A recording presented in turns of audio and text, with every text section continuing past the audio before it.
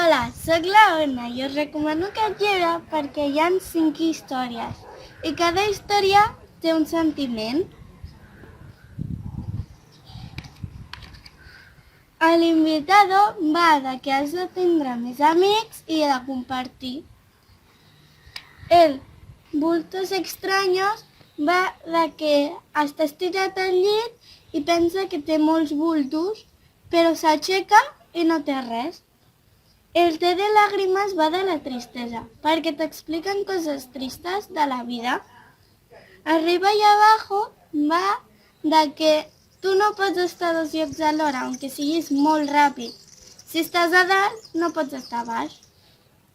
I Búho i la Luna va de que Búho es fa amiga de la Lluna, però ja no vol ser la seva amiga.